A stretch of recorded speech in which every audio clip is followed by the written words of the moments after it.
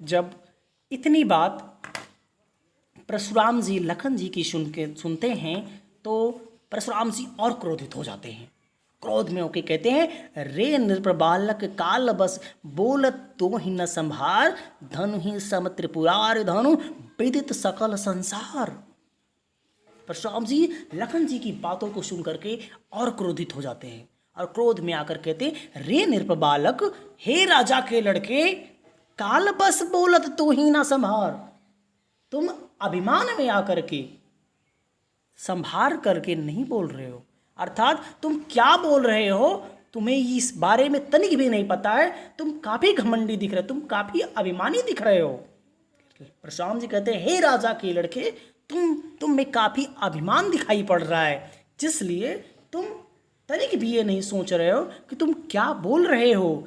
धनु ही सम त्रिपुरार धनु विदित सकल संसार, तुम्हें नहीं ये पता कि ये धनुष हमारे आराध्य भगवान शिव जी की धनुष थी। क्या वो तुम्हारे द्वारा बचपन में तोड़े गए धनुष और इस धनुष में क्या दोनों एक समान है? मेरे आराध्य भगवान शिव जी की धनुष और तुम्हारे द्वारा तोड़ी गई धनुहियाँ क्या दोनों एक समान है, जिससे तुम घमंड में आकर के, अभिमान में आकर के दोनों धनुहियों को एक समान बता रहे हो? तुम्हें ये नहीं पता?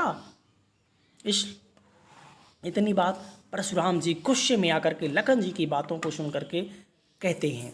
फिर अगली पंक्ति है, लिखा है, लखन कहा हंसी हमरे जाना, सुनहु देव सब धनुष समाना। इसके बाद में जब इतनी बात परशुराम जी कहते हैं तो परशुराम जी की बातों को सुन करके लखन जी फिर उपहास करने के लिए फिर कहते हैं, क्या कहते हैं?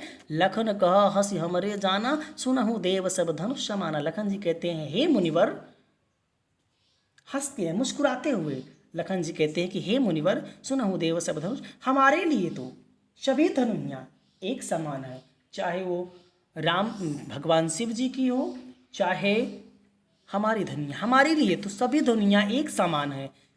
का छति लाभ जान धन तोरे, देखा राम नयन के भोरे।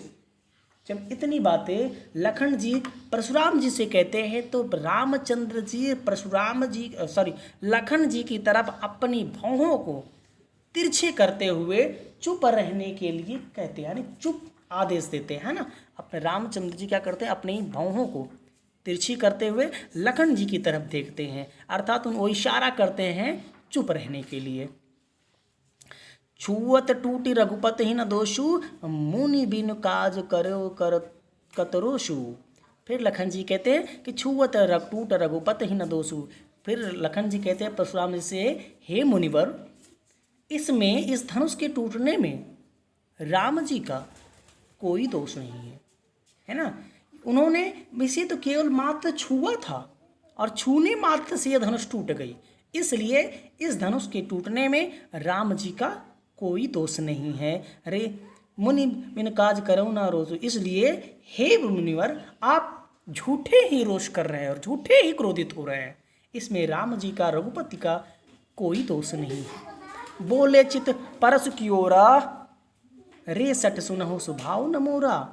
इसके बाद में परशुराम जी जब इतनी बात लखन जी की सुनते हैं तो वो और क्रोधित हो जाते हैं और क्रोध में आकर कहते हैं, बोले चितो परसु की ओरा, रे सट सुनहु न स्वभाव न मोरा। इसके बाद में परशुराम जी क्रोधित होकर कहते हैं, हे सट अर्थात हे राजा के लड़के, क्या तुमने मेरे स्वभाव के बारे में नहीं सुना है?